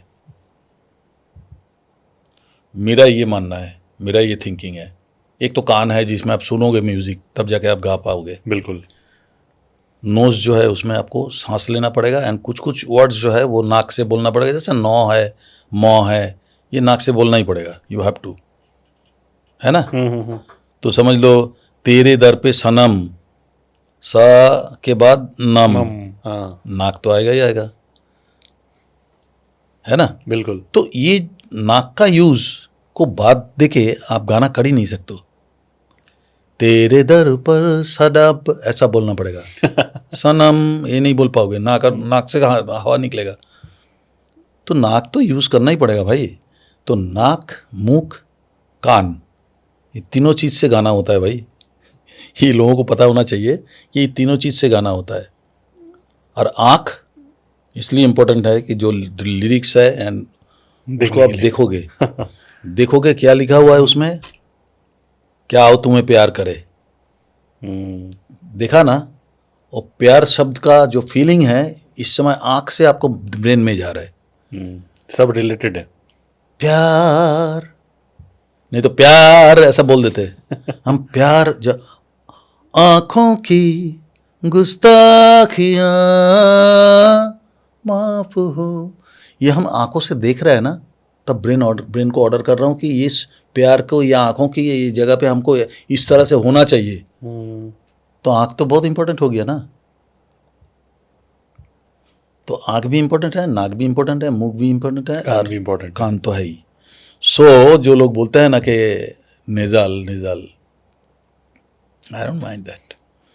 निजाल तो तुम ठीक है, निजाल है, फिर भी 26,000 गाना गा दिया ना, चलेगा। वो भी इतने लैंग्वेजेस चलेगा। सर उन दिनों म्यूजिक डायरेक्टर या प्रोड्यूसर के का चापलूसी होता था इंडस्ट्री में। आज के दिन में तो बहुत होता है, हम लोग सुनते हैं कि कोई टैलेंटेड इंसान को पीछे हटके चापलूसी करके काम ज्यादा मिलता था उस टाइम पे। बहुत होता था यार, ये सब लेके डिस्कस करेंगे तो किसी के बारे में बोलना, किसी का नाम हम नहीं ले रहे, बट आपने देखा है ऐसा? आई don't like that kind of thing. देखो हर चीज बहुत बुरा भला लेके ही सब चीज होता है जी। ये तो होता ही है। एंड है अभी क्या है, अभी ये सिस्टम अभी बहुत ज़्यादा हो गया। पहले होता था कि देखो जैसे पंचमदा जब गाना करते थे, मैं जब शुरू से उनके साथ मिले तो बीइंग ए बंगाली वो मेरे को बहुत प्यार दिया। और बंगाली, अच्छा तो गाना गाओ, हाँ गाना गाना गाता हूँ। तो बैठो बैठो, फिल्म सेंटर में मिलने गया था, बैठो बैठो बैठो, अब रिकॉर्ड हो रहा है साला, 100-150 म्यूजिशियंस, पूरा फिल्म सेंटर भरा हुआ है, बैठो बैठो। अंदर घुसते ही एक बेंची हुआ करता था, साइड में रखा हुआ करता था, जिसमें वो पता नहीं हमको वहाँ बिठा देते थे। बोला देखो देखो देखो, तो किस लिए बिठाते थे? बंगाली बोल के एक प्यार आया था उसको, ऊपर से वो बोला कि गाना गाते हैं। वो गाना सुना भी नहीं था उसके बाद तो आया आगे बात जी। तो मेरे को बिठा देते थे और मैं बैठे बैठे देखता था कि 60 वायलिन एक साथ बज रहा है, जहाँ झूँ करके बबलूदा वो लोग अरेंजमेंट कर रहा है, सब बबलूदा बंगाली और भी बहुत सारे बंगाली लोग, बासुदा मनोहरिदा, सब बंगाली में बात करते हैं, सब मैक्सिमम बंगाली लोग था उनके। तो एक माहौल मेरे को लगता था कि वैसे जैसे कलकत्ता के वो माहौल मिल रहा है मेरे को, और सब समोसा खा रहा है, कोई झालमुड़ी, कोई ये वो, सब मांगा के सब। तो मेरे को तो इस तरह से करते करते एक दिन फट करके पंचमदा ने मेरे को कोई एक पिक्चर में एक गाना, एक लाइन था, मेरे को गाने के लिए रिक्वेस्ट कर दिया, मतलब गाओ। तो ऐसा होता है कि मैं समझता हूँ कि जो तुमने अभी बोला ना कि वो करके गाना पाना, तो ये वैसा नहीं होता है कि वो भी स्ट्रगल करते हैं। कोई भी सिंगर अगर आता है तो वो भी स्ट्रगल करते हैं, वो बार बार म्यूजिक डायरेक्टर के पास जाता है, जाके बैठे रहते हैं, फिर ऑब्लिगेशन में एक दिन बोलते हैं नहीं गावा के देखते हैं कैसा गाते हैं बेटा, अगर पास हो गया तो बड़ी बात है, और पास नहीं हुआ तो वैसे ही चलता रहेगा। कभी अगर कोई नहीं आया तो काम मिलेगा थोड़ा बहुत, ऑब्लिगेशन।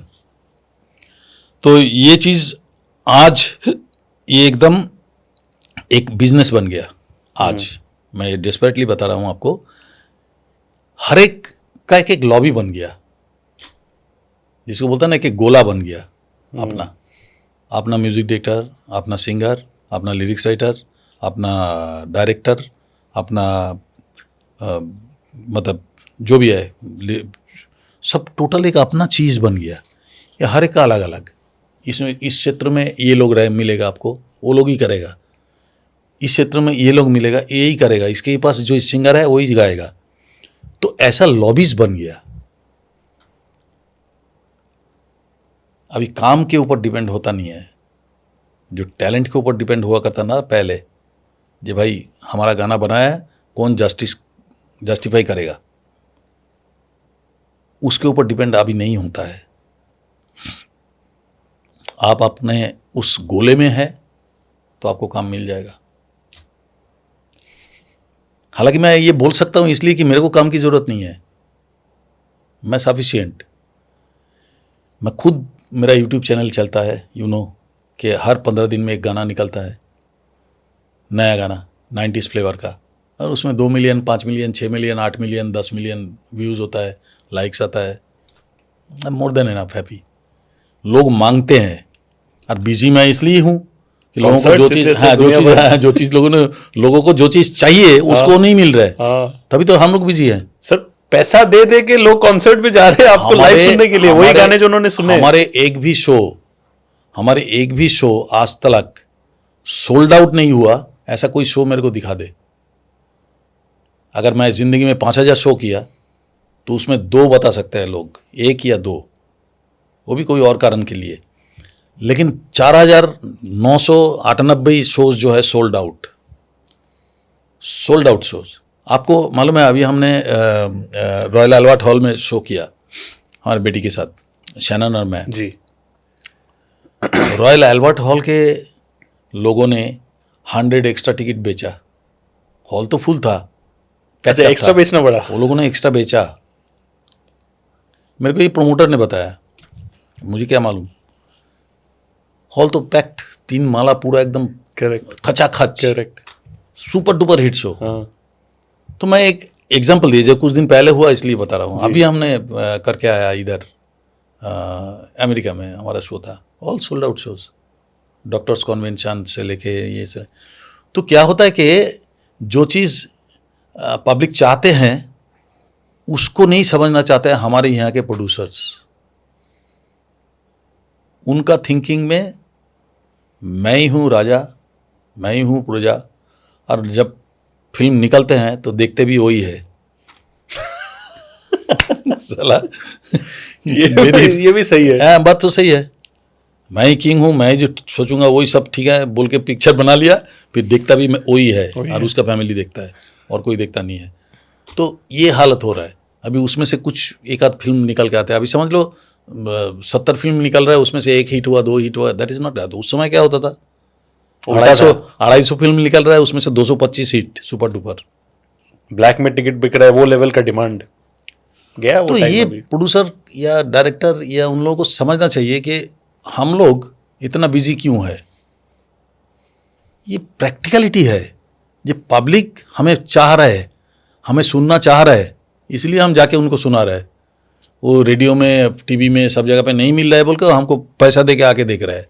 भैया एक्चुअल हकीकत है। इनफैक्ट तो ये तो फैक्ट है, ये रियलिटी है। इनफैक्ट बहुत लोग, मैं ये हाईलाइट करना चाहूँगा कि कंफ्यूज करते हैं कि जस्ट बिकॉज कोई रेप्यूटेड सिंगर शायद फिल्मों में गाना नहीं गा रहे, इसका मतलब काफ़ी लोग समझते हैं कि शायद वो काम नहीं करे। ये सबसे बड़ा मिसकंसेप्शन है आपका, इसको दूर करो। इनफैक्ट जितना मैंने देखा है, मैं 7 साल से बॉम्बे में, मुंबई में रह रहा हूँ, जो लोग एक्चुअली मूवीज में या इसमें गाना नहीं गा रहे, उनसे ज़्यादा बिजी मैंने नहीं देखा है लोगों को। मैं तो आपको बता रहा हूँ कि आशिकी के समय से ज़्यादा बिजी मैं अभी हूँ। आशिकी के समय में भी इतना बिजी नहीं था, मैं नहीं था इतना बिजी। ये सर एक चीज़ मुझे ज़रूर आपको बताना चाहिए कि एक इंसान आगे जब बढ़ता है ज़िंदगी में, टैलेंट के वजह से बढ़ता है, पेरेंट्स के आशीर्वाद के वजह से बढ़ता है, किस्मत भी होता है, लेकिन उस सब परम्यूटेशन कॉम्बिनेशन के साथ साथ जो एक चीज एक इंसान को सक्सेसफुल बनाता है वो है उनके इर्द गिर्द जो लोग रहते हैं जो उनके ऊपर भरोसा देते हैं।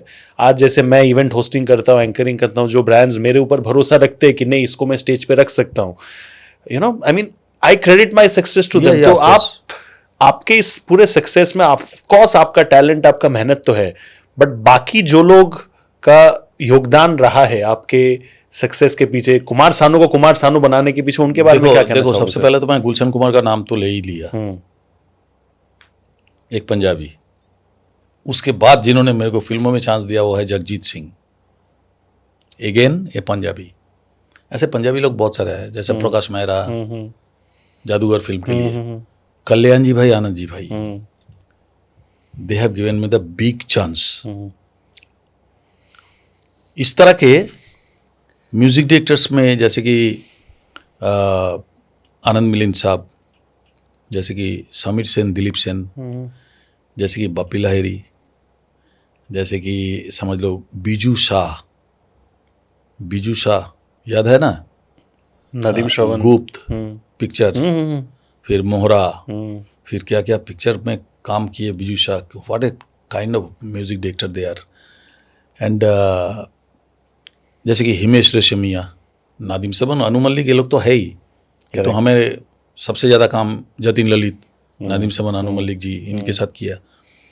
लेकिन ये जो म्यूज़िक डायरेक्टर्स हैं ना, जैसे कि हिमेश रेशमिया एक म्यूज़िक डायरेक्टर ऐसा है कि छोटा सा लड़का, उसका दिमाग क्या म्यूज़िक करते थे उस समय। मैं तो हैरान हो गया फर्स्ट टाइम जब मिले उनसे और जाके गाना गाया, सब चुनरी वाला गाना। अब देखो सारे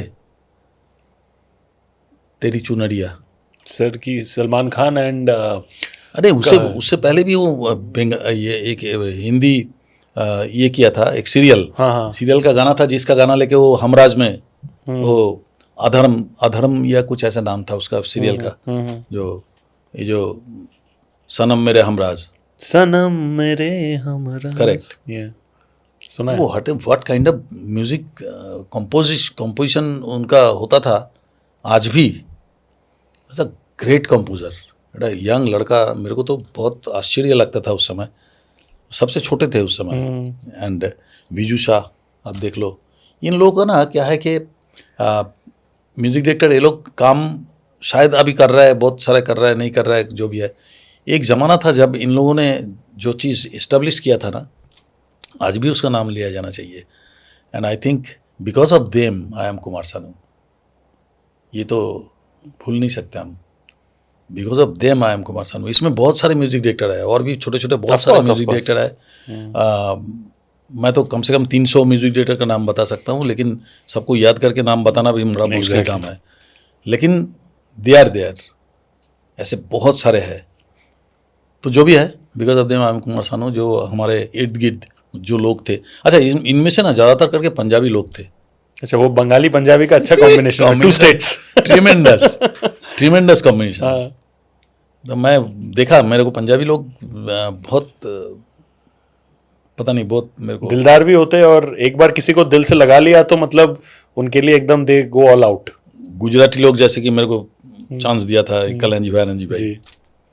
पंजाबी लोगों का जैसे कि लाइन से है। सर, जिस टाइम पे आपका पीक पीरियड था, उस टाइम पे जितना मुझे याद आ रहा है, खाली और 2 मेल सिंगर्स के भी पीक पीरियड कोइंसाइड कर रहे थे। एक तो उदित नारायण सर, दूसरा अभिजीत सर। अभिजीत सर के साथ 2 दिन पहले मैंने पॉडकास्ट किया, उन्होंने तो मतलब तारीफों के पुल बांटते आपके और उदित नारायण जी के बारे में भी। हेल्दी कंपटीशन मुझे हमेशा से पता है था, so that music industry overall grow करे, राइट। बट क्या वो तरीके का रिलेशनशिप भी था जहाँ पे शायद आपको पता है कि दूसरे को ये वाला गाना मिला है, आपको पता है कि वो वाला गाना शायद आप बेहतर कर सकते हो, तो आप उसने उसको बोला कि ये वाला गाना मुझे करने दे, या फिर उन्होंने भी आपको बोला कि कुमार आप ये वाला गाना गा रहे हो, ये वाला मुझे पता है, ये वाला मुझे नहीं, कभी नहीं। अभी ऐसा उदार दिल वाला कोई नहीं था कि ये गाना मेरे को करने दे और वो तुमको दे देगा। ऐसा तो कोई नहीं था, ना मैं था, कोई भी नहीं था। ये गलत बात होगा। दूसरी बात यह है कि देखो, कंपटीशन था, हमारे मन में होता था कि भाई ये गाना शायद मेरे को मिल जाता तो अच्छा होता, बट उसको पाने के लिए कोई छलचातुरी कोई नहीं करता था कि भाई उसको छीनना, पाना वो सब आजकल होता है, उस समय नहीं था, बिल्कुल नहीं था। And we are good friends. हमारे कंपटीशन जो था वो सिंगिंग में था, पर्सनल लाइफ में कोई कंपटीशन नहीं था। सिंगिंग में कंपटीशन होना, जैसे एक स्कूल में होता है ना, first second third Correct. Boy होता है, करेक्ट। जो स्कूल में फर्स्ट सेकंड थर्ड रिजल्ट करता है, उस आपस में देखना, उनके आपस में भी वैसा ही होता था। ये मेरे से थोड़ा ज़्यादा कर दिया, उससे मैं कैसे ज़्यादा 2 नंबर ज़्यादा ले लूँ। तो ये एक हेल्दी कंपटीशन होता था। एंड उसमें क्या पर्सनली कोई था नहीं, कौन क्या कर रहा है, मेरे को तो किसी के बारे में हम आधा जानते ही नहीं थे, कौन किधर क्या कर रहा है। और आज भी नहीं खबर लेता हूँ कौन क्या कर रहा है, करने दो, जिसका जो नसीब में है वो करेगा। मैं तो ये मेरा उसूल है कि भाई यहाँ जो लिखा हुआ है वो कोई छीन नहीं सकता, और जो लिखा नहीं है ना कोई दे नहीं सकता। तो काहे का छलांग लगाने का, जो है वो तो कोई माइकल लाल छीन नहीं सकता, वो तो मेरे को मिलेगा ही मिलेगा। तो क्यों इतना चिंता करने की ज़रूरत है? अगर मेरे नसीब में लिखा हुआ है कि हमको दुखी होकर जीना है या कुछ मेरा ये होगा वो होगा, वो तो होगा ही, कुछ कर नहीं सकते उसका। पहले से तुम प्रिकॉशन लेगा ना तो भी तुमको वो झेलना पड़ेगा, क्योंकि तुम्हारे लिखा हुआ है यहाँ पे। You can't change that. So कर्म करते जाओ, जो कर्म है वो कर्म करते जाओ, अपने ऊपर फोकस हाँ, जो होना है वो होता जाएगा। You can't avoid that. But आपका और उदित जी का वैसा एक दूसरे का टांग खींचने टाइप रिलेशनशिप है सर? मतलब खींचना तो अभी भी होता है, वो करते हो ना? हाँ, वो तो बहुत होता है, और उसमें हम लोग हंसी मजाक भी बहुत ज़्यादा होता है। आपने स्टेज पे भी देखा होगा, जी जी जी, हम लोग हंसी मजाक मैंने करते दूसरे कपिल शर्मा सर के शो पे भी मैंने देखा है, वो जो कैमराडरी दोस्ती है, वो तो हम लोग करते ही रहते हैं। और आप लोग एक दूसरे के लिए स्टैंड भी लेते हो, हाँ, विच ऑल्सो आई फील आज के जनरेशन में वो यूनिटी नहीं है। Of course.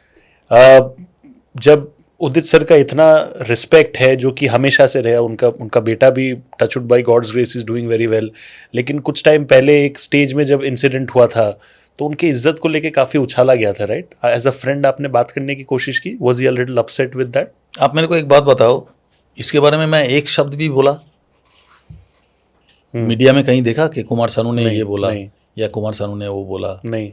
कि कुमार सानू ने हंसा? नहीं, बिल्कुल नहीं, तो सवाल ही पैदा नहीं उठता।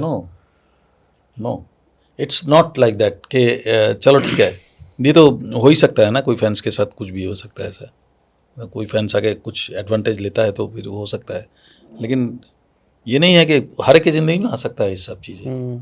पर हर एक को ये समझना चाहिए कि भाई कोई एक चीज़ लेकर हम जैसा जो कुछ भी बोला ना पहले ही, धरती को तो जो तुम दोगे उसको तुम वापस पाओगे। करेक्ट। और धरती तुमको जो देगा, अगर कोशिश करोगे कि उसको वापस दे तो बेटर होता है। करेक्ट। पर धरती को तुम जो दोगे इन बिहेव और ये इसमें, तो उसको तुम पाओगे ही वापस।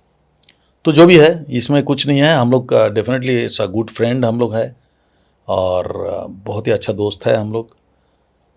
जब भी मुलाकात होता है तो हम लोग, अब पता नहीं ऐसा सिचुएशन आया नहीं कि भाई उनको हेल्प करना पड़े या वो मेरे को हेल्प करे, ऐसा सिचुएशन अभी तक आया नहीं। वो टचवुड आएगा भी नहीं। हाँ, जिस दिन अगर आता है तो फिर देखेंगे उस समय क्या होता है। नहीं, दैट इज तो देयर, बट वो इंसिडेंट के बाद आप खुद थोड़े ज्यादा प्रिकॉशन ये कि सपोज अगर कोई स्टेज पे कबर कोई फिल्म फीमेल फैन अगर आपके पास आ गई तो? नहीं, ऐसा कुछ नहीं है। हाँ। देखो, इट डिपेंड्स ऑन सिचुएशन, क्योंकि मर्दों को ऐसे सिचुएशन में बहुत इजीली विक्टिमाइज किया जाता है कि हमेशा मर्द ही विक्टिमाइज होता है, विक्टिम मर्द ही बनता है हमेशा ऐसे सिचुएशन पे। ऐसे सिचुएशन में कोई भी सिचुएशन में ले देखे इसका ही दोष है, मर्द का दोष है, इसी ने किया है कुछ। हाँ, लेकिन जो बाकी सब चीज़ें हैं वो सबको स्पेशली मर्द मरते हैं इसमें। सर, आपको कभी भी माफिया ने परेशान किया था?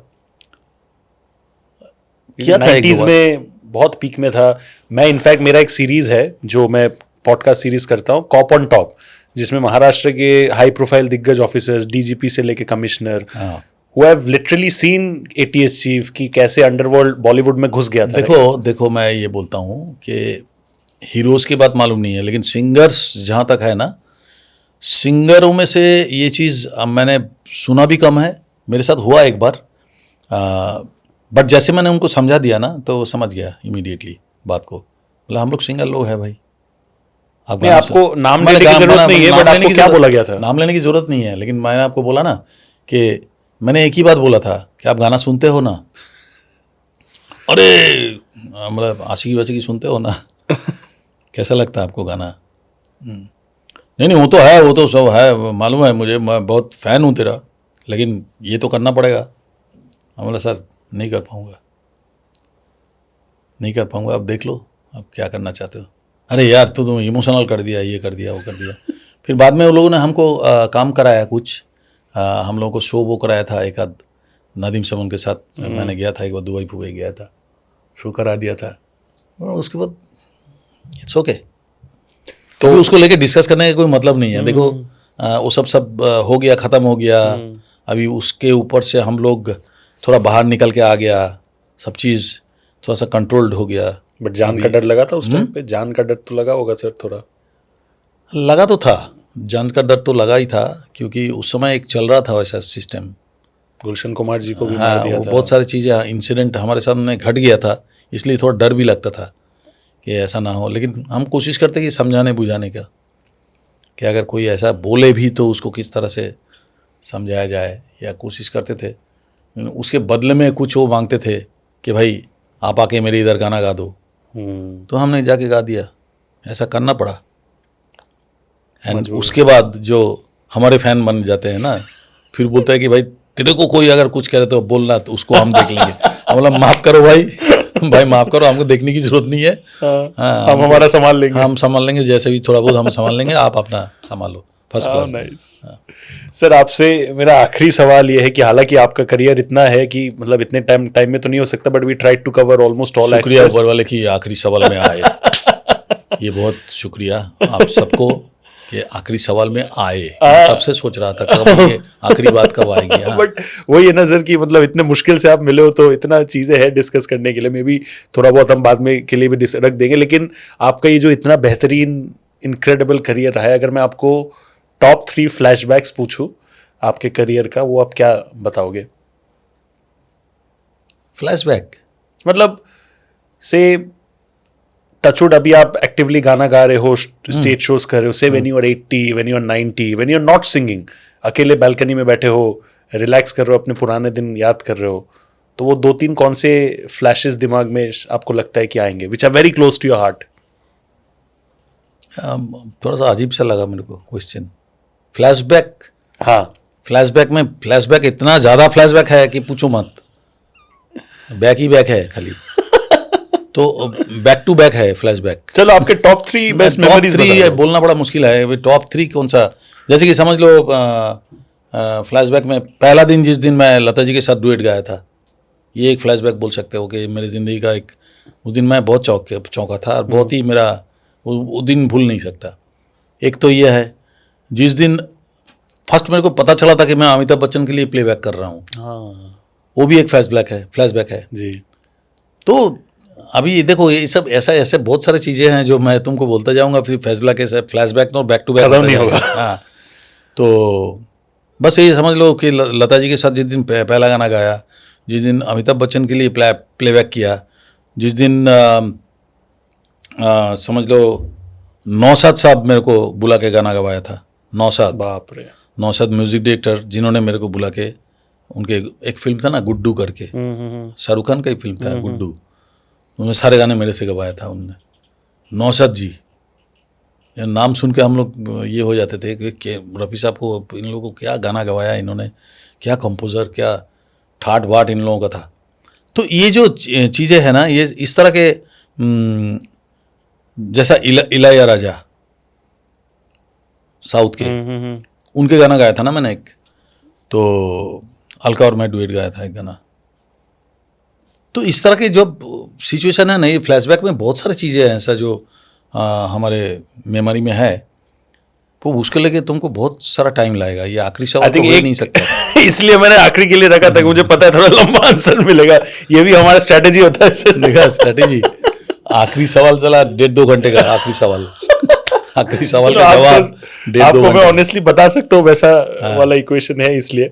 बट सर बहुत बहुत शुक्रिया टाइम निकाल के आने के लिए। एंड आई थिंक मैं आप दर्शकों को भी यही बोलूंगा कि जैसा कि सर ने कहा, जिस टाइम पे शायद 90s में जितने बिजी थे उससे भी ज़्यादा बिजी अभी है।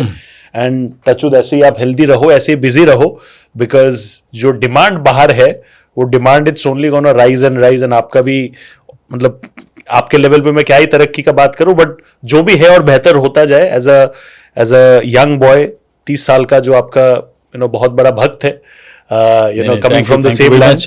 अरे तुम लोगों के वैसे ही तो मैं अभी तक टिका हुआ हूँ, एंड मैं मेरे फैंस को बोलूँगा कि भाई एक बात है कि निजी ज़िंदगी लेके बहुत ज़्यादा लोग बिजी हो जाते हैं, सेलिब्रिटी का निजी ज़िंदगी को लेके आप समझ जाओ मैं क्या बोल रहा हूँ।